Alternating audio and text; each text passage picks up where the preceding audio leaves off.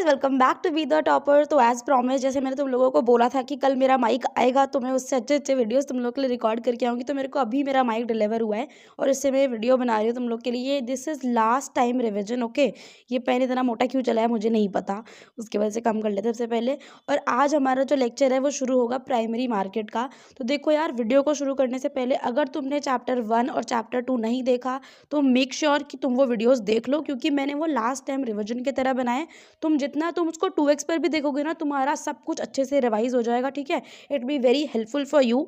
तो तुम उसको देख लेना अगर नहीं देखा है तो। और सबसे पहले वीडियो को स्टार्ट करने से पहले यहाँ पे मैंने तुम लोगों के लिए बना दिया है one stop solution. One stop solution में क्या होता है, जैसे कि तुम हर सब्जेक्ट के लिए सैम्पल पेपर टाइप्स खरीदते हो ना, तो मैंने भी तुम्हारे लिए कुछ इस तरीके का बना दिया है एफएमएम के लिए, ताकि तुम्हें इधर उधर कोई किसी भी किताब के लिए, किसी भी इवन मेरे वीडियो लेक्चर के लिए भी तुम्हें परेशान होने की जरूरत ना पड़े कि अच्छा वीडियो डाला कि नहीं डाला। तुमने अगर वो ले लिया, उसमें देखो 170 प्लस क्वेश्चंस मैंने ऐड कर दिए हैं, जितने भी तुमसे पूछे जा सकते हैं, जितने भी पीवाईक्यू हैं, जितने भी एक्सपेक्टेड क्वेश्चंस हैं ना, मैंने सारे डाल दिए हैं उसमें, ठीक है। उसके बाहर पेपर आना बहुत मुश्किल बात है। तो अगर तुमने वो ले लिया, अगर तुम्हें लास्ट टाइम रिविजन करना है अच्छा, तो तुम उसको ले सकते हो। उसका लिंक तुमको डिस्क्रिप्शन में मिल जाएगा, ठीक है। ये था मेरा एंडोर्समेंट। अब मैं यहाँ शुरू करूँगी चैप्टर, ठीक है। तो मैंने तुमको पिछले सेकंड वाले वीडियो में बोला था कि हम थर्ड चैप्टर में प्राइमरी मार्केट की बात कर रहे होंगे। तो थर्ड चैप्टर प्राइमरी मार्केट के बारे में पूरा होगा कि अच्छा प्राइमरी मार्केट क्या होता है और उससे रिलेटेड सारी चीज़ें। आई अज्यूम कि तुम लोगों ने सब कुछ पहले से देखा हुआ है, तुम बस ये लास्ट टाइम रिविजन कर रहे हो, ठीक है। तो तुम ये मत सोचना कि अच्छा दीदी ने एक लाइन छोड़ दी, एक लाइन नहीं पढ़ाई। देखो यार, मैं तुमको सिर्फ वैसे बता रही हूँ ताकि तुम्हारे सामने क्वेश्चन आए और तुम उसको सॉल्व कर पाए, ठीक है। मैं क्वेश्चन आंसर के फॉर्मेट में आज के वीडियो में तुमको पढ़ाने वाली हूँ। तो सबसे पहले हम लोग ये देखेंगे कि प्राइमरी मार्केट का रोल क्या होता है। प्राइमरी मार्केट के रोल से पहले भी अगर तुमने सेकंड वाला वीडियो देखा है तो तुम्हें पता होगा, बट मैं यहाँ पे फिर से बता रही हूँ कि प्राइमरी मार्केट होता क्या है। प्राइमरी मार्केट वैसा मार्केट होता है जहाँ पे सिक्योरिटीज पहली बार पब्लिक के लिए जाती हैं कि अच्छा पब्लिक इसको खरीद सकती है, ठीक है। वहाँ पे आईपीओ होता है, बहुत सारी चीज़ें होती हैं, उसको तुम और आगे भी पढ़ोगे, डिटेल में पढ़ोगे। बट जब कोई भी कंपनी पहली बार अपने शेयर इशू कर रही होती है तो वो प्राइमरी मार्केट में आती है, ठीक है। अब यहाँ पे वही चीज़ बता रखी है, role of the primary market, कि ये क्या करता है, एक चैनल प्रोवाइड करता है for sale of new securities, ठीक है। जो सिक्योरिटीज़ आज से पहले मार्केट में नहीं थी, उन सिक्योरिटीज़ के लिए ये एक आपको एक चैनल, एक प्लेटफॉर्म, एक प्लेस प्रोवाइड करता है कि यहाँ पर आके वो कंपनीज अपने जो शेयर्स हैं उसको बेच सकती हैं। Primary market provides opportunity to issuers of securities, जो कि इशूअर होते हैं सिक्योरिटी के, जो इशू कर रहे हैं, जैसे कि गवर्नमेंट हो गई, कॉर्पोरेट, मतलब कोई भी कंपनी, ताकि वो अपनी कंपनी के लिए रिसोर्सेज को रेज कर सके, ठीक है। तो यहाँ पे दो चीज़ हो गई, एक तो सेल ऑफ न्यू सिक्योरिटीज़ के लिए चैनल प्रोवाइड करता है, दूसरा यहाँ पे जो गवर्नमेंट है उसके लिए प्लेटफॉर्म प्रोवाइड करता है, गवर्नमेंट या कॉर्पोरेट्स, ताकि वो लोग अपने रिसोर्सेज रेस कर सकें। तो आई होप ये दो पॉइंट तुम लोग को समझ में आ गए होंगे। अब यहाँ पे ये बता रहा है नेक्स्ट में कि वो जो सिक्योरिटीज इशू हो रही हैं वो 3 तरीके से इशू हो सकती हैं। सबसे पहला हमारा होता है फेस वैल्यू, जिसको हम, मतलब जो हमारे पेपर पे लिखी होती है कि अच्छा अगर मान लो किसी भी शेयर सर्टिफिकेट पे लिखा है कि ये शेयर 10 रुपए का बिकेगा, तो ये जो 10 रुपए है जो सर्टिफिकेट पे उसका कॉस्ट लिखा हुआ है, दैट जो ये जो वैल्यू है इसको हम लोग बोलते हैं फेस वैल्यू। उसके बाद एक चीज़ आती है डिस्काउंट पे। डिस्काउंट का मतलब सबको पता है कि जो भी हमारी एमआरपी होती है, अगर हमको कोई भी शॉपकीपर उस पर डिस्काउंट देता है, उससे कम पे देता है, तो हम समझते हैं ना कि हमको डिस्काउंट मिला है। तो ऐसे ही शेयर, अगर शेयर सर्टिफिकेट पे लिखा है कि वो शेयर 10 रुपए का है पर हमको वो 8 में मिल गया, तो इसका मतलब क्या है, जो शेयर बिका है वो डिस्काउंट पे बिका है। तीसरा है प्रीमियम। प्रीमियम क्या होता है, कोई भी चीज़, जैसे कहते हैं ना प्रीमियम टी या प्रीमियम कोई चीज़ है, मतलब वो महंगी है। तो यहाँ पे जो फेस वैल्यू होती है ना, उससे ज़्यादा जब कोई कंपनी पैसे लेती है शेयर के लिए, तो हम उसको बोलते हैं कि वो शेयर जो है वो किस पे बिका है, प्रीमियम पे बिका है। ये 3 चीज़ें मैंने तुम लोगों को इसलिए बताया क्योंकि ये क्वेश्चन में तुमसे पूछा जा सकता है कि face value, discount value, premium value, एक एक नंबर में मान लो पूछ लिया, तो ठीक है, तुमको ये पता होना चाहिए कि फेस वैल्यू मतलब जितना वैल्यू सर्टिफिकेट पे लिखा है उतना। डिस्काउंट का क्या मतलब है, डिस्काउंट प्राइस का, कि जितना सर्टिफिकेट पे लिखा है उससे कम, और प्रीमियम मतलब उससे ज़्यादा, ठीक है। What is meant by face value of a share debenture, ये बता दिया। यहाँ पे ना अलग अलग चीज़ों के फेस वैल्यू अलग अलग होते हैं। जैसे कि शेयर के लिए इन्होंने क्या बताया है, original cost of stock shown on the certificate, ठीक है, जितना सर्टिफिकेट पे ओरिजिनल कॉस्ट होगा ये मैंने तुमको ऑलरेडी बता दिया है। अब हम अगर यहाँ पे बॉन्ड्स की बात करें, बॉन्ड्स में क्या होता है, the amount paid to the holder at maturity. अगर देखो तुमसे अगर उसने ये पूछा कि फेस वैल्यू क्या होता है तो तुम नॉर्मली बता देना, ठीक है, बट अगर वो तुमसे पूछता है what is the value, what is the face value for bonds, तो क्या बोलोगे कि amount paid to the holder at maturity. Maturity के बाद जो अमाउंट जो किसी भी होल्डर को मिलता है उसमें प्रिंसिपल अमाउंट होता है प्लस इंटरेस्ट होता है, ठीक है, जो गवर्नमेंट उसको प्रोवाइड करने वाली थी। तो मेच्योरिटी पे जो पैसा मिलने वाला होता है बॉन्ड होल्डर को, उसको हम बोलते हैं फेस वैल्यू। और ये जो फेस वैल्यू है इसका दूसरा नाम है par value. Previous year question इसका पार वैल्यू के नाम से ही है, मैंने देखा है कि फेस वैल्यू का मतलब ही पार वैल्यू होता है, ठीक है। अब ये चीज़ भी तुमको पता होनी चाहिए। अब मान लो तुम तो फेस वैल्यू पढ़ के गए हो, पार वैल्यू तुम्हें पता नहीं है, याद नहीं है, पर ये तो तुम्हें पता था, पर तुम्हें यही नहीं पता चला, ठीक है। तो अब याद रखना कि फेस वैल्यू हो या पार वैल्यू हो, बात एक ही है। अब यहाँ पे एग्जाम्पल सा दे रखा है, उसको तुम खुद ही देख लो, ठीक है। For a debt security face value is the amount repaid to the investor. ये बिल्कुल वही है जैसे बॉन्ड है ना, बॉन्ड का उल्टा टाइप तुमको बता दिया है कि अगर कोई डेट है, मतलब किसी ने उधारी लिया है, तो फेस वैल्यू कितनी होती है, amount repaid to the investor when the bond matures. What do you mean by term premium and discount, ये मैंने तुम लोगों को बता दिया है, ठीक है, कि अगर कोई भी चीज़ डिस्काउंट पे मतलब सोल्ड अबव, अगर किसी भी फेस वैल्यू से ज़्यादा अगर उस पर बिक जाता है तो हम उसको प्रीमियम बोलते हैं, और अगर sold at less than its face value तो हम उसको क्या बोलते हैं, डिस्काउंट बोलते हैं। तो ये चीज़ मैंने 2-3 बार ऑलरेडी बोल दी है, तो इसको दोबारा रिपीट नहीं करूंगी। इशू ऑफ शेयर्स क्या होता है, अब यहाँ पे देखो सबसे इंपॉर्टेंट क्वेश्चन है कि भाई कंपनीज जो है वो शेयर इशू करती ही क्यों है। कि देखो कोई भी जो कंपनी होती है उसके पास इतना पैसा नहीं होता, अभी मैं तुमको अपने वर्ड्स में बता रही हूँ, ध्यान से सुनो। कोई भी जो कंपनी होती है ना उसके पास इतना पैसा कभी नहीं होता कि वो अपने पैसे पे जो प्रमोटर है ना वो अपने पैसे पे ब्रांचेस खोलता जाए। जब उसको प्रॉफिट होगा, जब उसके साथ 2-4 लोग और जुड़ेंगे अपने पैसे लेके, तो हम सबका पैसा जब कंबाइन करेंगे ना तब हम अपने बिजनेस को एक्सपैंड कर सकते हैं। समझ रहे हो, अपने क्या करेंगे, अपने बिजनेस को एक्सपैंड करेंगे। ऐसे इसके 3 ब्रांच खोलेंगे, इसके 3 ब्रांच खोलेंगे। तो अगर बिजनेस को एक्सपैंड करना है, उसको बढ़ाना है, तो उसके लिए जो कंपनीज होती है ना उसको रिसोर्सेज रेज करने पड़ते हैं। इस टर्म को याद रखना, ये जो कीवर्ड है ना तुम्हारे लिए, रिसोर्सेज रेज करने पड़ते हैं। तो रिसोर्सेज रेज करने के लिए वो क्या कहते हैं, अब देखो कोई भी इंसान आपको अपना पैसा ऐसे नहीं देगा। आप उसको बोलोगे कि मैं आपको अपना पैसा दे रहा हूँ तो तुम मुझे क्या दोगे, तो वो आपको बोलेगा कि अच्छा मैं तुमको वोटिंग राइट्स दे रहा हूँ, मैं तुमको ओनरशिप राइट्स दे रहा हूँ, तुम मेरी कंपनी में एक पार्टनरशिप ले लोगे और तुमको वोटिंग राइट्स भी मिल जाएंगे, तुम्हारी भी मर्जी चलेगी। तो तुमको लगेगा अरे वाह वाह, मेरे को तो बनना ही था मालिक, तो ये लो भाई मैंने तुम्हारा एक शेयर खरीद लिया। तो इसीलिए बंदे शेयर खरीद लेते हैं। देखो जो मैंने तुमको अभी बताया है वही बात यहाँ पे लिखी है कि जितनी भी कंपनीज होती हैं वो पहले तो प्राइवेटली स्टार्ट होती है, पर उनके पास इतना पैसा नहीं होता कि अपने पैसे को इतना वो करे। इवन जो बैंक से बोरो करते हैं एक बार उसकी भी लिमिट आ जाती है कि अच्छा आप कितना पैसा बैंक से बोरो कर सकते हो। तो जो कंपनीज क्या करती हैं, पब्लिक को इन्वाइट करती हैं कि आप हमारे लिए कॉन्ट्रीब्यूट करो, हम आपको शेयर इशू करेंगे जिससे आपको हमारी कंपनी में क्या मिल जाएगी, पार्टनरशिप मिल जाएगी, और इसको हम लोग बोलते हैं public issue. You should know what is public issue, you should know what is private placement और प्रेफरेंशियल शेयर्स क्या होते हैं, ठीक है। और इन दोनों के बीच का डिफरेंस मैंने अपने वन स्टॉप सोल्यूशन में बहुत अच्छे तरीके से ऐड किया हुआ है। अगर तुम में से किसी के पास होगा तो तुम लोग अच्छे से देख सकते हो उसको। बेसिकली इतना लंबा चिट्ठा जो इसने बताया वो पब्लिक इशू के लिए बताया, ठीक है। वो क्या होता है, एक ऑफर होता है टू द पब्लिक कि पब्लिक आए और हमारे शेयर कैपिटल में इन्वेस्ट करे, ठीक है। एक बार जब जो भी कोई भी इन्वेस्टर होता है जब वो इन्वेस्ट कर देता है तो कंपनी क्या करती है, उसको शेयर अलॉट करती है और उसके हिसाब से उसको वोटिंग राइट्स वगैरह दे देती है। यहाँ पे आ जाते हैं what are the different kinds of issue. अब यहाँ पे डिफरेंट काइंड्स ऑफ इशू बता रखे हैं, जैसे पब्लिक इशू होता है, राइट्स होता है, प्रेफरेंशियल इशू होता है। अब यहाँ पे तुम लोग के लिए जानने की बात क्या ज़रूरी है कि जिसको हम प्रेफरेंशियल इशू कहते हैं ना उसी को हम लोग प्राइवेट प्लेसमेंट कहते हैं। These are not two different things, ये सेम है। अगर तुमसे पूछ लो तो तुमको पता होना चाहिए कि प्राइवेट प्लेसमेंट और प्रेफरेंशियल इशूज दोनों सेम ही बात है, ये डिफरेंट नहीं होता। अब हम यहाँ पे देखेंगे आईपीओ क्या होता है। अब आईपीओ को फुल फॉर्म भी तुमको पता होना चाहिए, इनिशियल पब्लिक ऑफरिंग, इसका फुल फॉर्म याद रखना, ठीक है। इसका फुल फॉर्म तुम याद रखना, मे बी तुमसे 1 मार्क में कोई क्वेश्चन पूछ ले, ठीक है।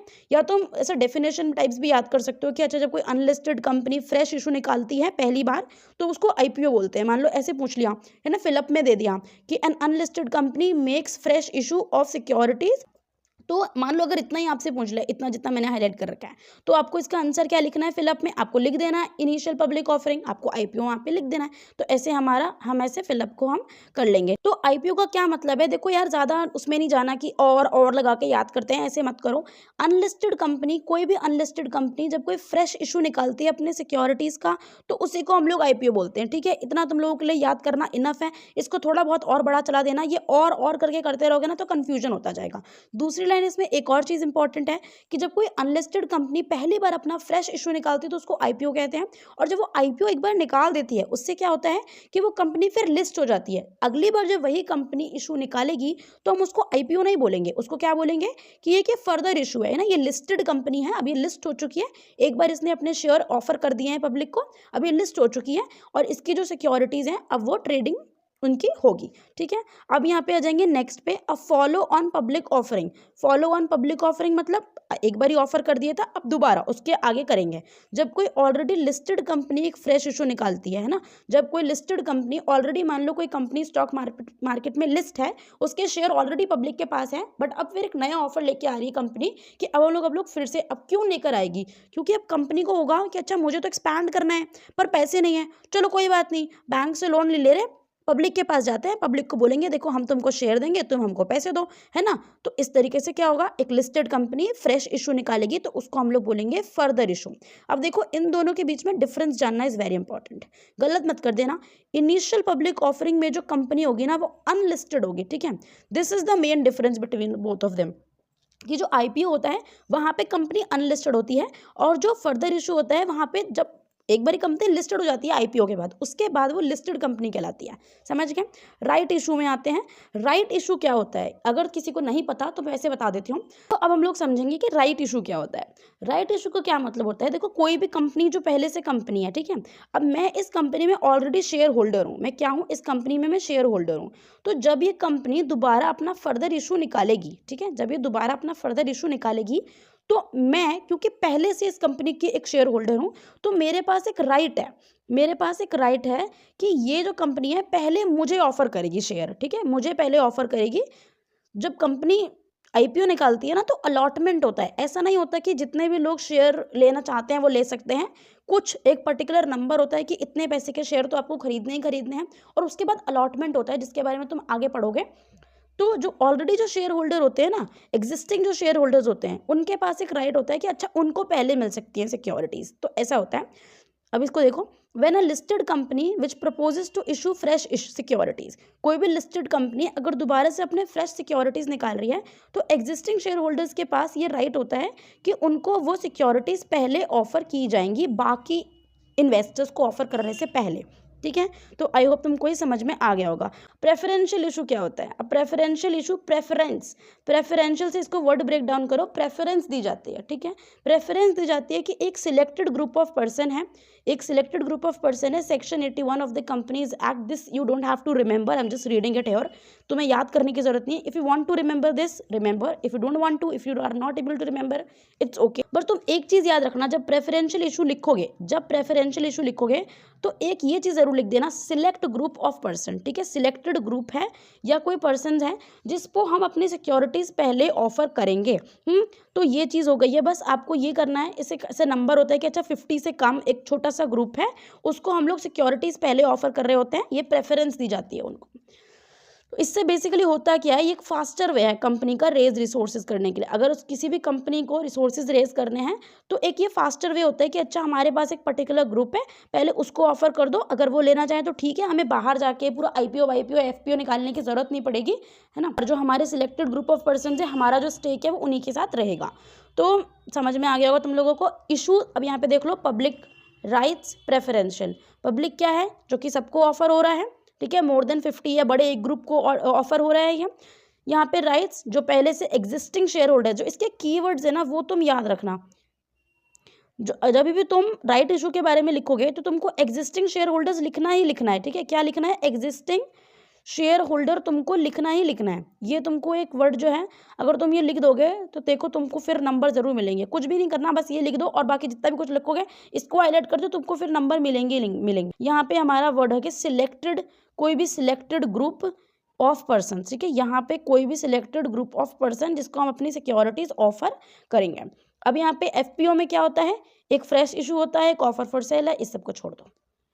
इशू प्राइस क्या होता है, जिस प्राइस पर सिक्योरिटीज प्राइमरी मार्केट में इशू होती हैं उस प्राइस को हम लोग इशू प्राइस बोलते हैं। ये भी क्वेश्चन तुम लोगों के सामने आ सकता है कि कोई भी प्राइस जिस प्राइस पर प्राइमरी मार्केट में कंपनी के शेयर इशू होते हैं उसको हम क्या बोलते हैं, इशू प्राइस बोलते हैं। The price at which a company shares are offered initially in the primary market is called the issue price. अब यहीं पर इशू प्राइस कितने टाइप के होते हैं, अब यहीं पर तुम्हें पता होना चाहिए, रिलेट करो। एक फेस वैल्यू हो गया, एक डिस्काउंट हो गया, एक प्रीमियम हो गया, ठीक है, तो ये 3 चीज़ें हो गई। अब इसको भी तुम्हें याद हो गया होगा, मैंने ऑलरेडी बता दिया। मार्केट कैपिटलाइजेशन क्या होता है, मार्केट कैपिटलाइजेशन क्या होता है, ये एक अच्छा क्वेश्चन है, ये पेपर में तुमसे पूछा जा सकता है। इसका फॉर्मूला तुम सबसे पहले देख लो, फॉर्मूला यहाँ पर लिखा होगा इसका कि ये कैसे निकलता है। यहाँ पे देखो, मार्केट कैपिटलाइजेशन के लिए सबसे अच्छी चीज़ होती है, आप उसको फॉर्मूला अगर आपको पता हो, ये आपसे निकालने के लिए भी पूछा जा सकता है पेपर में कि आपको आउटस्टैंडिंग नंबर ऑफ शेयर दे दिया, नंबर ऑफ प्राइस दे दिया, आपको मल्टीप्लाई करना है बस बीच में, ठीक है, कुछ नहीं, multiply it's current share price by the number of share. जैसे कि यहाँ पे एक एग्जाम्पल भी दे रखा है कि अगर कंपनी ए के पास 120 मिलियन शेयर्स हैं इशू के लिए, the current market price is कितना, 100 रुपये है। अब इतना बड़ा एग्जाम्पल वैसे तुमको याद करने की जरूरत नहीं है, वैसे पर कर भी लोगे। 120 इंटू में 100, कुछ नहीं करना, ये कितना हो गया, 12,000 मिलियन, इतना मिलियन हो गया ये। अब ये कितना मिलियन है भगवान ही जाने, मेरे पास तो इतना पैसा है नहीं, मैं तो 10 रुपये मेरी जितनी पॉकेट भरी है मैं उसके हिसाब से बताती हूँ, ठीक है। मान लो हमारे पास 10 शेयर हैं, ठीक है, 10 शेयर है और एक शेयर जो है वो 5 रुपये का है। तो इस मेरी कंपनी जो है, मेरी जो गुल्लक है, मेरी मार्केट कैप कितनी हो गई, मेरी मार्केट कैप हो गई 50 रुपीज़। लिख देती हूँ यहाँ पे, करंट प्राइस ऑफ शेयर, ठीक है, current price of share multiplied by number of share, ठीक है, नंबर ऑफ शेयर। तो दिस यू शुड रिमेंबर, ये अगर तुमको इतना भी याद है ना, तो तुमको अगर रटी रटाई डेफिनेशन मार्केट कैप की नहीं भी याद है तो तुम उसको निकाल लोगे कि किसी भी कंपनी की जो कोटेड वैल्यू होती है वो कैसे निकलती है, my multiplying its current share and current prices of share, ठीक है, ऐसे करके निकाल लेंगे हम। हमें नेक्स्ट आते हैं, what is the difference between public issue and private placement. सबसे इंपॉर्टेंट चीज़ है ये कि आपको ये पता होना चाहिए कि पब्लिक इशू और प्राइवेट प्लेसमेंट में डिफरेंस क्या होता है। जब कोई भी इशू एक सिलेक्टेड सेट ऑफ पीपल के लिए इशू किया जाता है तो उसको हम लोग बोलते हैं प्राइवेट प्लेसमेंट। अगर कोई भी इशू, यहाँ पे कंपनीज एक्ट 1956 के हिसाब से बता रखा है कि अगर कोई भी इशू 50% या उससे ज़्यादा लोगों को हुआ है तो हम लोग उसको क्या बोलते हैं, उसको हम बोलते हैं पब्लिक इशू, उसको हम क्या बोलते हैं, पब्लिक इशू बोलते हैं। तो इन दोनों में डिफरेंस क्या हो गया कि जो प्राइवेट प्लेसमेंट होता है वो एक सिलेक्टेड सेट ऑफ पीपल को इशू किया जाता है और जो पब्लिक इशू होता है वो 50% या 50 से ज़्यादा लोगों को इशू किया जाता है ना। मतलब ये ऑल बेसिकली पूरी पब्लिक को इशू कर दिया जाता है कि जिसको खरीदना है वो खरीद लो। और यहाँ पे प्राइवेट प्लेसमेंट में इन्होंने बता रखा है, this means an issue can be privately placed where an allotment is made to less than 50%। अगर तुमसे एक नंबर में डिफरेंस पूछ ले तो बता देना कि ये जो प्राइवेट प्लेसमेंट होता है ये 50 से कम लोगों को इशू किया जाता है और ये जो होता है ये 50 से ज़्यादा लोगों को इशू किया जाता है। What is initial public offer. Initial public offering अभी हमने देखा था, अब हम देखेंगे इनिशियल पब्लिक ऑफर क्या होता है। Selling of securities to the public in primary market, that's it, ठीक है, कुछ नहीं। जब कोई भी कंपनी पहली बार प्राइमरी मार्केट में अपनी सिक्योरिटीज बेच रही होती है तो हम उसको क्या बोलते हैं कि वो क्या है, वो एक इनिशियल पब्लिक ऑफर है। समझ गए। जब कोई अनलिस्टेड कंपनी पहली बार अपनी सिक्योरिटीज का फ्रेश इशू निकालती है, क्या निकालती है, फ्रेश इशू निकालती है, तो उसको हम क्या बोलते हैं, उसको हम बोलते हैं initial public offering, that's it. ज़्यादा इसमें समझने की ज़रूरत नहीं है। और यहाँ पे एक और चीज़ बता रखी है कि जो सेल ऑफ सिक्योरिटीज़ है वो किसी भी तरीके से हो सकती है, या तो बुक बिल्डिंग जहाँ पे एक प्राइस डिफाइन नहीं होता है, प्राइस डिफाइन एक प्रोसेस के थ्रू किया जाता है, और या फिर आपको ऑलरेडी एक प्राइस बता दिया है, पब्लिक इशू हो गया है और आप आराम से उसको खरीद सकते हो। अब ये क्वेश्चन देखो कि कौन, किसी भी सिक्योरिटी का जो प्राइस होता है वो कौन डिसाइड करता है, कौन डिसाइड करता है। तो इंडियन प्राइमरी मार्केट जो है, सबसे पहले, उससे पहले क्या होता था कि कोई पता नहीं होता था कि कौन डिसाइड करेगा मार्केट, जिसको जितना, क्योंकि जब एक आउटक्राई सिस्टम चलता था, सिक्योरिटीज़ मार्केट, स्टॉक एक्सचेंज कुछ नहीं था, ठीक है, तो लोग अपने हिसाब से चलाते थे। पर अब जैसे ही हमारा सेबी एक्ट 1992 आ गया, issuer in consultation with merchant banker shall decide the price. ठीक है, जो इशूअर होता है मतलब जो कंपनी है जो इशू कर रही है वो अपने मर्चेंट बैंकर के साथ मिलकर डिसाइड करते हैं कि किसी भी सिक्योरिटी का प्राइस कितना रहने वाला है। सेबी ने कोई भी फॉर्मूला नहीं दिया। मान लो कि तुमसे ट्रू फॉल्स में पूछ ले 1 नंबर में कि क्या सेबी ने कोई प्राइस फॉर्मूला दिया है, नहीं, सेबी इसमें कोई रोल प्ले नहीं करता। हाउएवर कंपनी को बताना पड़ता है कि अच्छा ये आपने ये सिक्योरिटी का प्राइस इतना क्यों रखा। कौन डिसाइड करता है, इशूअर प्लस कौन करता है, मर्चेंट बैंकर्स। ठीक है, मर्चेंट बैंकर सिक्योरिटी का प्राइस डिसाइड करते हैं। ये हो गया। यहाँ पर एक और चीज़ दे रखी है, वैसे मुझे आई डोंट वांट मेक, मैं ये नहीं चाहती कि तुम लोग के लिए कन्फ्यूजन वाला हो जाए ये, पर फिर भी मैं तुमको थोड़ा सा बता दे रही हूँ, ध्यान से देखो। यहाँ पे क्या कह रहा है, यहाँ पे 2 तरीके के इश्यूज होते हैं। कितने तरीके के इश्यूज होते हैं, 2 होते हैं। जहाँ पे कंपनी और लीड मर्चेंट बैंकर मिलके प्राइस डिसाइड करते हैं, उसको हम बोलते हैं फिक्स्ड प्राइस। वो दोनों मिलके एक प्राइस पे आ जाते हैं कि अच्छा ये जो सिक्योरिटी है मान लो 100 रुपये की है। ठीक है, ये सबको बता दिया। अब जितने भी लोग हैं वो 100 रुपये पे खरीदेंगे।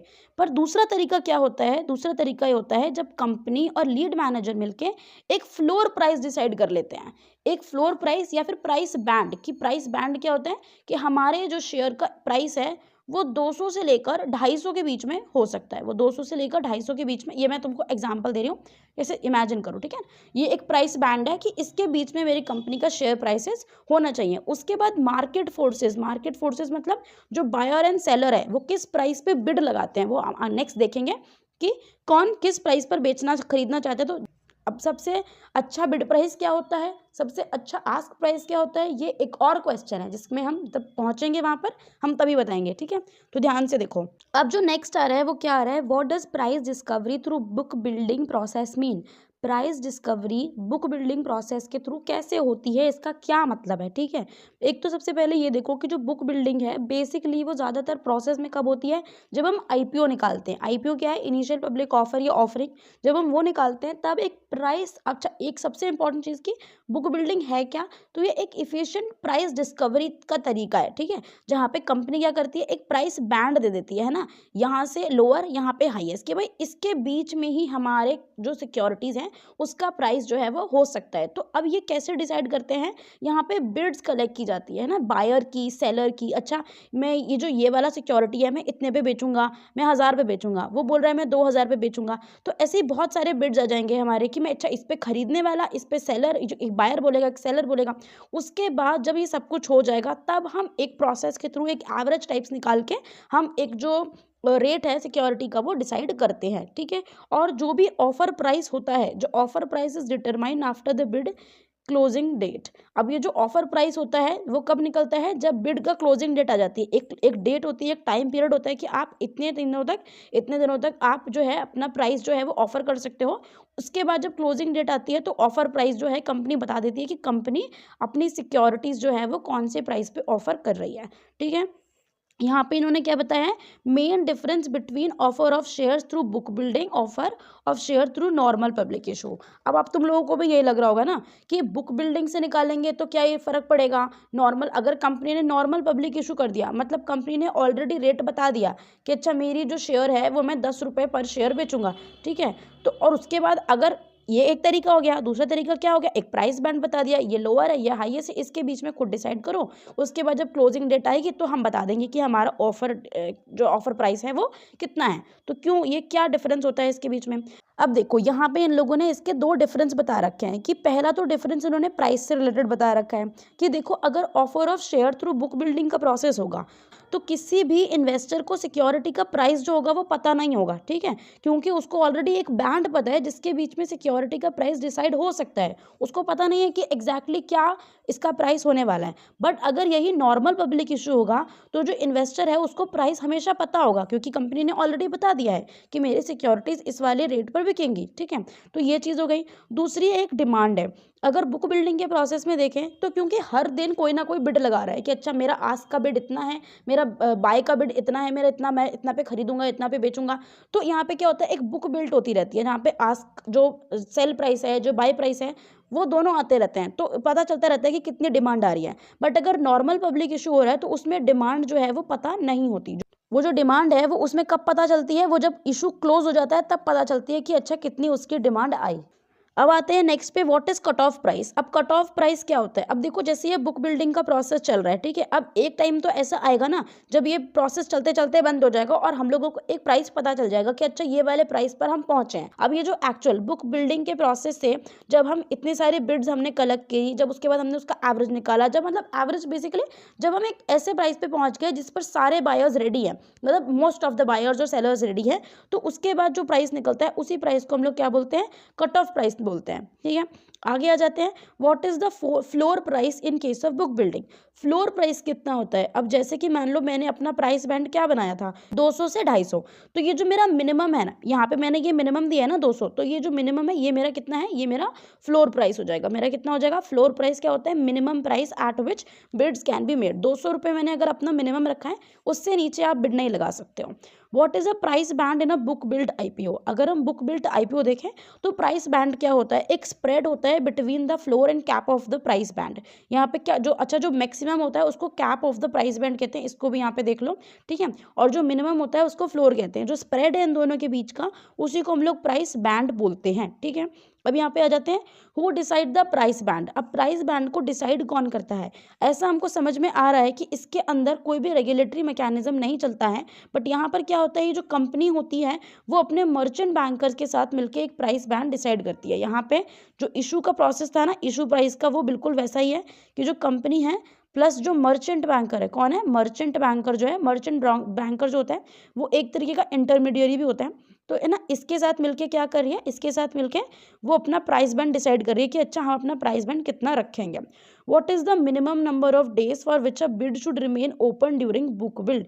इसका जो मिनिमम नंबर ऑफ टाइम होता है कि कितने दिनों तक बिड्स आती रहेंगी और बुक बिल्ड होती रहेगी, तो वो 3 दिनों का नंबर होता है। ठीक है, 3 दिन के लिए हमारा जो बुक बिल्डिंग प्रोसेस होता है वो ओपन रहता है। 3 दिनों तक जो इन्वेस्टर्स है वो अपनी बिड्स लगा सकते हैं। उसके बाद एक कट ऑफ प्राइस जो कि एक डिसाइडेड प्राइस होता है उस पर कंपनी और मर्चेंट बैंकर मिलकर पहुंच जाते हैं। कैन ओपन आउटक्राई सिस्टम भी use for book building. Open outcry system अभी मैंने, अगर तुम लोगों ने ध्यान से सुना है तो मैंने अभी थोड़ी देर पहले ओपन आउटक्राई सिस्टम बोला था, तो तुमने अगर सुना होगा तो पता होगा। ओपन आउटक्राई सिस्टम क्या होता है, जहाँ पे कुछ भी नहीं है, ठीक है, जहाँ पे लोग आ रहे हैं एक जगह पे मिल रहे हैं, जहाँ पे बहुत सारे लोग, it's not an online platform और ऑनलाइन प्लेस, यहाँ पे फिजिकली प्लेस पे ऑफलाइन लोग आ रहे हैं और चिल्ला चिल्ला के अपना रेट बता रहे हैं। तो क्या वहाँ पे कोई बुक बिल्डिंग प्रोसेस हो सकता है। वहाँ पे किसी को कोई आवाज़ किसी की सुनाई दे रही है, किसी को पता चल पाएगा कि कौन सबसे ज़्यादा उंगलियाँ कह रही हूँ, हाथ उठा रहा है या फिर कौन सबसे ज़्यादा नंबर बता रहा है, तो नहीं पता चल पाएगा। ठीक है, तो यहाँ पर आंसर आ जाएगा इसका नो। यहाँ पे क्या होता है, एज पर सेबी ये इलेक्ट्रॉनिकली लिंक्ड ट्रांसपेरेंट फैसिलिटी होती है। Can the individual investor use the book building facility to make an application. हाँ, कोई भी इंडिविजुअल जो होता है वो बुक बिल्डिंग फैसिलिटी का यूज कर सकता है। अब इसमें ये नहीं कि कोई कंपनी या बड़ा कोई कॉर्पोरेट होगा वही बुक बिल्डिंग में आ सकता है। कोई इन्वेस्टर भी, जो कोई पर्टिकुलर कोई इंडिविजुअल इन्वेस्टर है, वो भी इसमें पार्टिसिपेट कर सकता है। अपना जो भी उसको सेलिंग प्राइस, बाइंग प्राइस, कुछ भी बताना है वो बता सकता है। How does one know if shares are allotted in an IPO offer for sale. What is the time frame for getting refund if shares are not allotted. अब देखो, अभी स्टार्टिंग में मैंने तुमको बोला था कि जब भी कंपनी कोई शेयर निकालती है तो ऐसा नहीं होता है कि सबको शेयर मिल गए, एक अलॉटमेंट होता है, और उसके बाद अगर आपको अलॉटमेंट नहीं हुआ तो आपको रिफंड कब तक मिलेगा। तो as per SEBI issue of capital and disclosure requirements, issue of capital and disclosure requirements regulation 2009, ठीक है, इसके हिसाब से ये क्या बोल रहे हैं, जो अलॉटमेंट है वो कम से कम जो भी क्लोज डेट है, मान लो अगर आज है 28, ठीक है, तो इसके जो 8 दिन है, मतलब कि इतने 8 दिन लगेंगे और 8 दिन में कम से कम अलॉटमेंट हो जाना चाहिए, कि 8 दिनों के अंदर हमको अलॉटमेंट हो जाएगा। अगर 8 जैसे ही हमारा अलॉटमेंट होता है ना, उसके 2 दिनों के अंदर अंदर क्या होता है, हमारा जो डीमैट अकाउंट है उसके अंदर सिक्योरिटीज ट्रांसफर हो जाती हैं, ये कुछ इस तरीके से अलॉट हो जाती है हमको, जहाँ पे हमको दिख जाएगा। अगर नहीं होता, इसके बाद भी अगर आपको नहीं, आपके अकाउंट में नहीं आती, तो एटलीस्ट आप मान के चलो कि 11 दिनों का टाइम लगेगा, मतलब 8 दिन वो जो अलॉटमेंट होंगे, 2 वर्किंग डेज जहाँ पे आपका जो डीमैट का प्रोसेस है वो पूरा कंप्लीट होके सिक्योरिटीज़ आपके डीमैट अकाउंट में आएंगी, और उसके बाद 11वें दिन तक आपको पता लग जाएगा कि आपको जो शेयर्स हैं वो इशू हुए हैं कि नहीं, और तब तक आपको रिफंड, अगर तब तक नहीं हुआ तो आपको रिफंड मिल जाएगा। ठीक, कि अगर आप शेयर इशू करते हो तो वो कितने दिनों में लिस्टेड हो जाता है, इसका मतलब है कि आपको 12 वर्किंग डेज लगते हैं after the closure of the book built issue. ठीक है, यहाँ पे 11 दिनों में उन्होंने क्या बताया कि 11 दिन तो आपको लगेंगे आपके अकाउंट में सिक्योरिटीज़ आने में, ठीक है। बट जो 12वें दिन है ना, 12वें दिन के बाद आपकी सिक्योरिटीज़ आपके पोर्टल पे दिखना शुरू होंगी और उसके बाद वो लिस्टेड सिक्योरिटीज़ कहलाएंगी। अब आगे आ जाते हैं, what is the role of registrar to an issue. ये कि किसी भी इशू में किसी रजिस्ट्रार का क्या रोल होता है। तो देखो रजिस्ट्रार का क्या काम होता है कि जितने भी एलिजिबल अलॉटीज़ है ना, उनकी लिस्ट तैयार करता है रजिस्ट्रार। एलिजिबल अलॉटीज़ मतलब अभी हमने देखा था कि लोग आईपीओ में अप्लाई करते हैं शेयर्स के लिए, पर सबको नहीं मिलता। एक कुछ लिस्ट आती है ना, उन लोगों को अलॉटमेंट होता है, जो भी डिसाइड करते हैं उसके हिसाब से। तो वो लिस्ट कौन से डिसाइड होगी, किन किन लोगों को अलॉटमेंट होगा और कौन से इनवैलिड एप्लीकेशन थे जिनको डिलीट कर दिया जाएगा, ठीक है।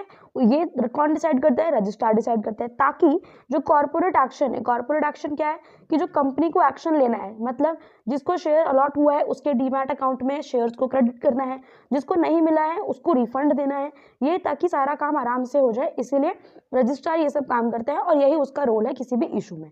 अब हम आ जाते हैं कि क्या एनएससी नेशनल स्टॉक एक्सचेंज आपको आईपीओ की फैसिलिटी प्रोवाइड करता है। तो हाँ भाई करता है, ठीक है। और कैसे करता है, क्योंकि एनएससी ने भी अपना इलेक्ट्रॉनिक ट्रेडिंग नेटवर्क बना रखा है जो कि अक्रॉस द कंट्री चलता है। नो मैटर आप कहाँ से बिलोंग करते हो, बस आपके पास इंटरनेट होना चाहिए, डीमैट अकाउंट होना चाहिए और आप एनएससी की वेबसाइट पे ट्रेड कर सकते हो। कि जो एनएससी है वो एक fully automated screen based bidding system चलाता है जिसका क्या नाम है, नीट आईपीओ। अब you should know the definition of NEAT. NEAT का फुल फॉर्म क्या होता है, अब ये क्या चीज़ है, इसका क्वेश्चन आ जाता है एग्जाम में और बहुत इंपॉर्टेंट क्वेश्चन माना जाता है। तो तुमको नीट का फुल फॉर्म पता होना चाहिए। तो तुम लोग अभी वीडियो में बताने से पहले तुम मुझे कमेंट सेक्शन में लिख के बताओ, ठीक है। कमेंट सेक्शन में लिख के बताओ इसका आंसर। और दूसरी बात, इसको अच्छे से सुनो जो मैं बोल रही हूँ। तो नीट क्या है, बेसिकली एक fully automated screen based bidding system है जहाँ पे कोई भी बिड्स लगा सकता है कि मतलब मैं इतने में खरीदना चाहता हूँ, इतने में बेचना चाहता हूँ। जो भी ट्रेडिंग मेंबर है, जो भी स्टॉक ब्रोकर है वगैरह, वो सब लगा सकते हैं। अब बुक बिल्डिंग के थ्रू जब एनएससी पे ट्रेड होता है तो उसके क्या फायदे होते हैं, बुक बिल्डिंग क्या होता है वो सब अभी हम बात कर चुके हैं। तो एनएससी जो ये प्रोसेस जो हमको, ये जो प्लेटफॉर्म है उसका, उसके थ्रू हम एक वाइड बिडिंग फैसिलिटी वो प्रोवाइड करता है कि आप नेशन वाइड है, आप कहीं भी बैठे हो लगा सकते हो, कोई दिक्कत नहीं है। उससे क्या होता है, एक फेयर, एक एफिशिएंट और एक ट्रांसपेरेंट मेथड बनता है। किसी का कोई फ्रॉड यहाँ पे नहीं हो रहा। जिसको जो भी आ रहा है, जिसको जो भी रेट रखना है, अपना प्राइस रखना है सिक्योरिटी का, वो रखे। किसी की जो एक आइडेंटिटी है वो रिवील नहीं होती, एक एनोनिमस सिस्टम है ना। तो वैसे होता है, ट्रांसपेरेंसी बनी रहती है पूरी, आपको पता चलता रहता है कि क्या क्या हो रहा है। जितने भी कॉस्ट इसमें पहले आते थे, जब हम एक नॉर्मल आईपीओ करते थे, जब हमारे पास ये ऑनलाइन एडवांटेज नहीं था, है ना, तो हम क्या करते थे, तो जितना भी काम होता था उसका कॉस्ट ज़्यादा आता था। तो अब ये कॉस्ट जो है वो काफ़ी कम आता है और जो टाइम है ना, टाइम टेकन, जितने में हमारा इशू का जो प्रोसेस है वो कंप्लीट होता है, ये पहले से बहुत ज़्यादा कम हो चुका है। पहले अगर आईपीओ आता था तो उसके बहुत ज़्यादा दिन लग जाते थे किसी भी अलॉटीज़ को शेयर अलॉट होने में, बट अब उतना ज़्यादा टाइम नहीं लगता। कितना लगता है वो हम पहले ही पढ़ चुके हैं, तुम ध्यान से सुन रहे होगे तो तुम्हें पता होगा। आईपीओ के मार्केट के टाइमिंग्स तुम्हारे लिए ज़रूरी हो सकते हैं, तुमसे पेपर में पूछ ले, क्योंकि ये नॉर्मल मार्केट टाइमिंग नहीं है। 10 बजे से 5 बजे तक आईपीओ मार्केट के टाइमिंग होते हैं, ठीक है। अब आएंगे इसमें कि एक प्रॉस्पेक्टस क्या होता है। ये क्वेश्चन मैंने अपने ओएसएस में भी जोड़ा हुआ है और ये इंपॉर्टेंट क्वेश्चन है, आ सकता है, ठीक है। अब देखो यहाँ पे क्या होता है, लार्ज नंबर ऑफ कंपनीज, बहुत सारी कंपनीज जो होती हैं वो पब्लिक इशू निकालती हैं। बट इससे क्या होता है, अब देखो जो भी कोई इन्वेस्टर आएगा, जैसे मैंने अपने वन स्टॉप सोल्यूशन के बारे में तुमको बताया, ठीक है।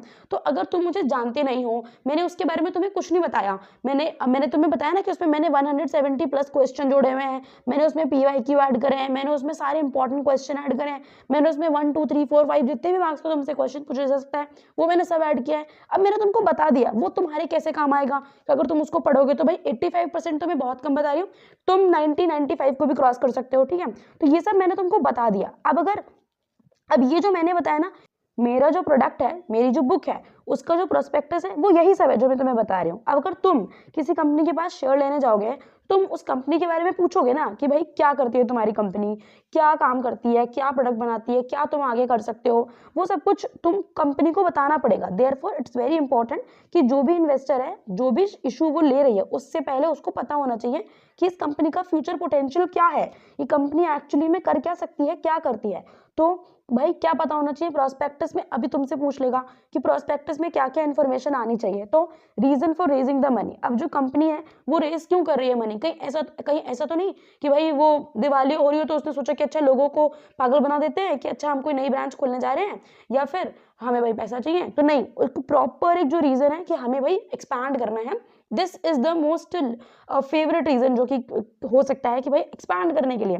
अगर कोई कंपनी लॉस में जा रही हो तो वैसे भी वो आईपीओ अगर निकालना नहीं चाहिए उसे अगर निकाल भी लिए तो कोई लेगा नहीं, ठीक है। क्यों नहीं लेगा? क्योंकि उसको प्रोस्पेक्टस में ये बात पता चल जाएगी। The way money is propose to be spent, अब वही बात हो गई कि जो पैसा कंपनी मार्केट से उठा रही है उसको कैसे खर्च करेगी, लोग जो है, जो इन्वेस्टर है, वो कितना रिटर्न एक्सपेक्ट कर सकते हैं, कितना रिटर्न उनको मिल सकता है। तो ये सारी जो इन्फॉर्मेशन होती है वो प्रोस्पेक्टस में होती है, ठीक है। और प्रोस्पेक्टस में सारी इन्फॉर्मेशन होती है regarding the size of the issue, मतलब कितने हजार करोड़ का, कितने लाख का आप जो अपना स्टेक है उसको बेच रहे हो, ठीक है। ये पता होना चाहिए करंट स्टेटस क्या है कंपनी का, उसका इक्विटी कैपिटल क्या है। वही बात कि कहीं ऐसा तो नहीं कि जो कंपनी है वो लॉस में जा रही है, उसके करंट और पास परफॉर्मेंस कैसे हैं, कहीं वो अच्छा काम कर भी रही है नहीं कर रही, कहीं ऐसा ना हो कि वो पहले से फ्रॉड कर रही हो, हमें पता नहीं है। तो अपना अब मान लो मेरे कंपनी के बारे में बात हो रही है तो मेरे को प्रोस्पेक्टस निकालना है, तो मैं तो अपने बारे में अच्छा निकालूंगी ना, तो बिल्कुल वैसी बात होगी। बट यहाँ पे एक सेबी होता है जो कि चेक करता है, ठीक है। और ऐसा नहीं है कि ये सब जो इन्फॉर्मेशन है वो कोई चेक नहीं करेगा, कोई चेक करेगा, वो चेक करने वाला है सेबी, ठीक है। सेबी जब चेक करता है उसके बाद ही ये प्रोस्पेक्टस जो है वो कंप्लीट होता है। तो प्रोस्पेक्टस क्या होता है, सारी कंपनी की इन्फॉर्मेशन आती है। क्या क्या इन्फॉर्मेशन आती है ये मैंने तुमको इधर बता दिया। तो इससे क्या होता है कि जो इन्वेस्टर है उसको इवेल्युएट करने में फायदा हो जाता है कि इस कंपनी के शॉर्ट टर्म और लॉन्ग टर्म प्रोस्पेक्ट क्या है, ये कंपनी कहाँ पे किस तरीके से एक्सपैंड और इन्वेस्ट करने वाली है और क्या इसका ग्रोथ होगा या नहीं होगा। आगे हम आएंगे तो यहाँ पे क्या दे रखा है आगे कि what does draft offer document mean. अब देखो ये जो प्रोस्पेक्टस है ना, इसको हम ऑफर डॉक्यूमेंट भी कहते हैं। यहाँ पे आई डोंट नो कि लिखा है कि नहीं, बट इसको हम ऑफर डॉक्यूमेंट भी कहते हैं। तो एक और चीज होती है, अच्छा यहाँ पर लिखा हुआ है, यहाँ पे देखो, offer document means prospectus in case of public issue और ऑफर और sale and letter of offer in case of right issue. अब देखो यहाँ पे, अब ये बात ही जो है ना, ये बात छोटी सी बात है, मे बी तुम लोग इतना ध्यान भी ना दो, ध्यान से सुनना कि अगर कोई पब्लिक इशू निकल रहा है तो उसी ऑफर डॉक्यूमेंट को हम लोग क्या बोलते हैं, प्रोस्पेक्टस बोलते हैं, ठीक है। बट अगर कोई राइट इशू निकल रहा है, राइट इशू अभी बताया कि जो पहले निकालते हैं एग्जिस्टिंग शेयर होल्डर्स के लिए, तो हम उसको क्या बोलते हैं, लेटर ऑफ ऑफर बोलते हैं। क्योंकि उस जो कंपनी में ऑलरेडी एग्जिस्टिंग शेयर होल्डर है तो उसको कंपनी के बारे में पता है ना, तो उसको हम एक ऑफर दे रहे हैं कि देखो भाई हम सिक्योरिटीज निकाल रहे हैं एंड तुम अगर लेना चाहो तो तुम ले सकते हो। तो ये सब चीज हो गई। अब एक जो ऑफर डॉक्यूमेंट होता है उसमें सारी रेलेवेंट इन्फॉर्मेशन होती है जो भी किसी इन्वेस्टर के काम आएगी उसको इन्वेस्टमेंट डिसीजन करने के लिए। तो ये वाली जो लाइन है ना, ये काफी अच्छी है। अगर तुमसे 3 नंबर में क्वेश्चन पूछना है तो तुम यहाँ से स्टार्ट कर सकते हो। This could be your introductory line, और पहली लाइन हो सकती है कि an offer document covers all the relevant information to help an investor to make his or her investment decision. This is the very important term here. Investment decision करने के लिए offer document हमारे पास होता है।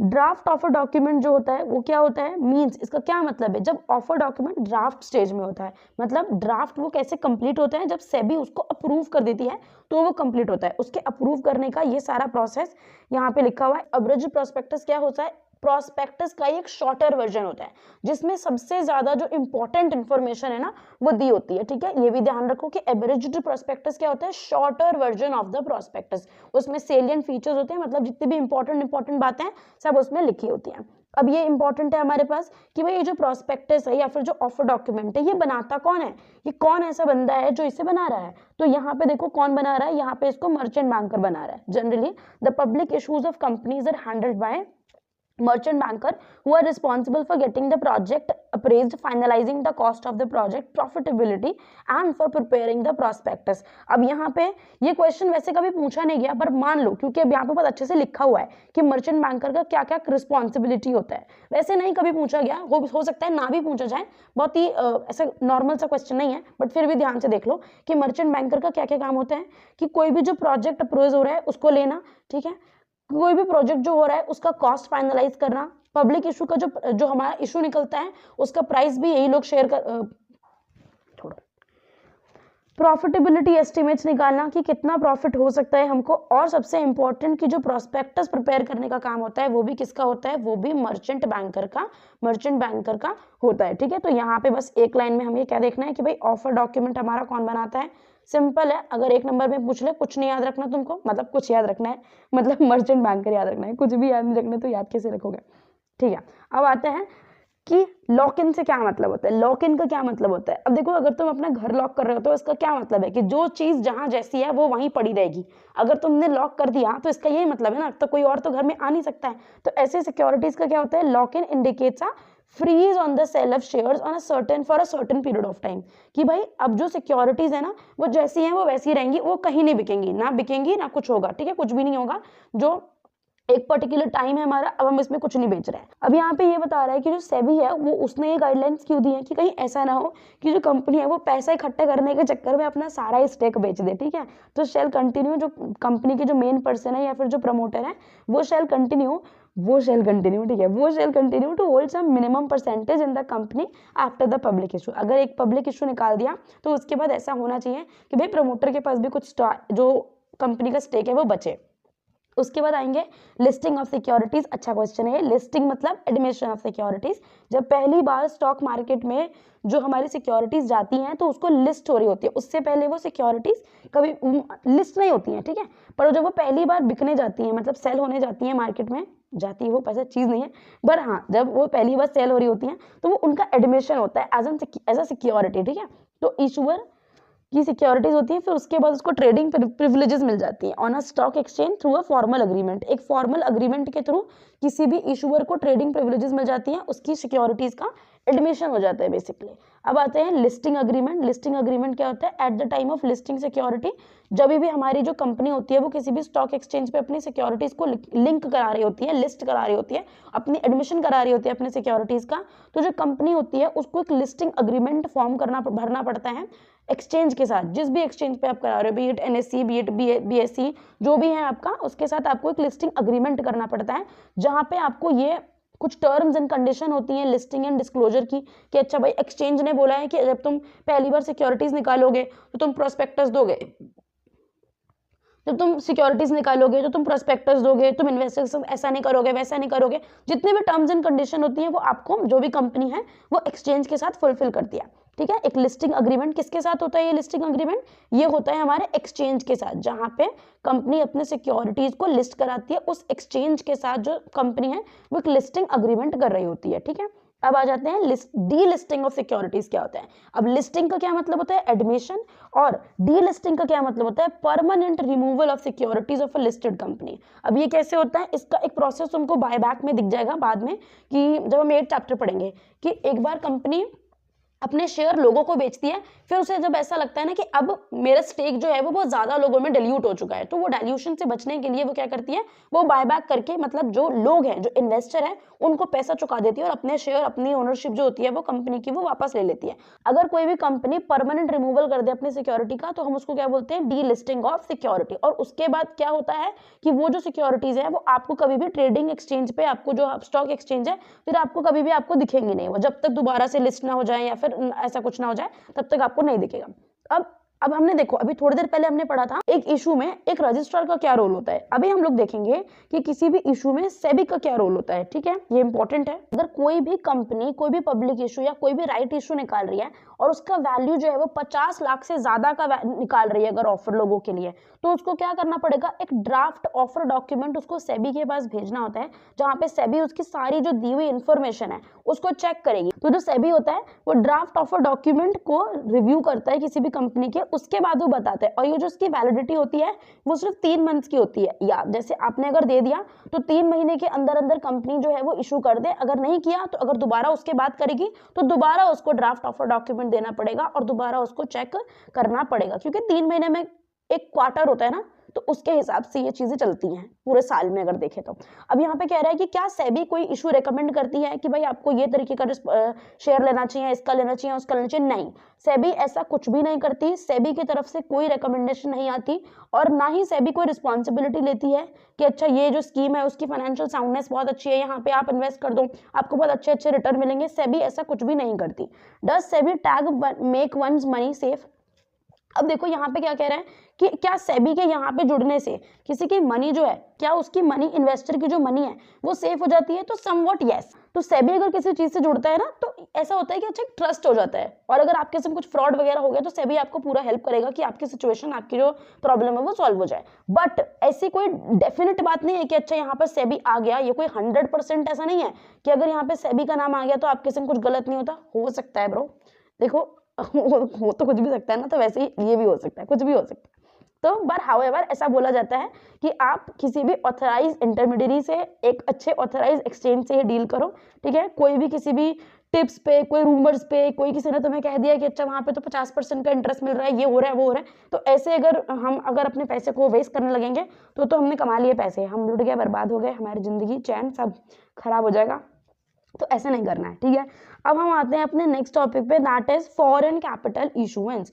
अब यहाँ पे आ रहा है, अभी तक तो हम इंडिया की बात कर रहे थे कि इंडिया में कैसा होता है, अब फॉरेन में कैसे होता है, या फिर हमारे डिपॉजिटरी या फॉरेन की डिपॉजिटरी, या फिर हमें कहीं अगर बाहर का शेयर खरीदना है तो कैसे खरीदेंगे।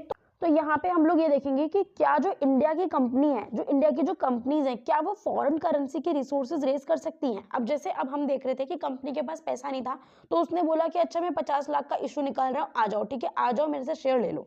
बट क्या पता, बट अगर उसको डॉलर्स में पैसे चाहिए, मान लो वो चाहता है कि मेरे जो इन्वेस्टर्स बने ना वो फॉरेन के इन्वेस्टर्स बने, तो क्या वो ऐसा कर सकता है? यस, वो ऐसा कर सकता है। फॉरेन करेंसी में भी जो हमारे देश की कंपनियां हैं वो अपने रिसोर्सेज रेज कर सकती हैं। अब कैसे कर सकती हैं उसके बारे में हम लोग यहाँ देखेंगे। देखो, दो तरीके से इन्होंने बताया है, टू मेन सोर्सेज होते हैं। पहला क्या है, issue of foreign currency convertible bonds, जिसको हम यूरो बोलते हैं, यूरो इशूज भी बोलते हैं, ठीक है। Issue of foreign currency convertible bonds, issue of foreign currency convertible bonds, इसको तुम भूल जाओगे तो याद याद रखना, FCCB बोलते हैं इसको।